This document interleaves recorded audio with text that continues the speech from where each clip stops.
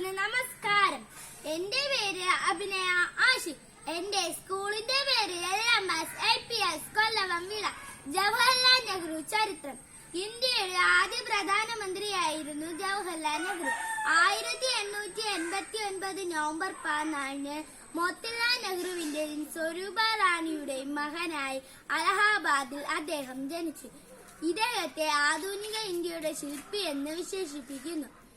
ഇന്ത്യയുടെ പ്രഥമ പ്രധാനമന്ത്രി, സ്വാതന്ത്ര്യ സമര നേതാവ്, രാഷ്ട്രീയ തത്വചിന്തകൻ എന്നീ നിലകളിൽ വ്യക്തിമുദ്ര പതിപ്പിച്ചു. രാജ്യാന്തര തലത്തിൽ ചേരിചേരാ നയം അവതരിപ്പിച്ചും ശ്രദ്ധ നേടിയിരുന്നു. ഇന്ത്യക്ക് സ്വാതന്ത്ര്യം കിട്ടിയത് 1947 മുതൽ 1964 അന്തരിക്കുന്നതുവരെ ഇന്ത്യയുടെ പ്രധാനമന്ത്രിയായിരുന്നു ഇദ്ദേഹം.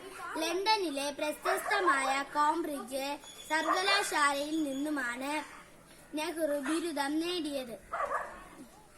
വിദ്യാഭ്യാസം കഴിഞ്ഞ് ഇന്ത്യയിലേക്ക് തിരിച്ചു വന്ന നെഹ്റു അലഹാബാദ് കോടതിയിൽ അഭിഭാഷകനായി ഉദ്യോഗം ആരംഭിച്ചു. 1964 മെയ് 24 അദ്ദേഹം അന്തരിച്ചു. നന്ദി, നമസ്കാരം.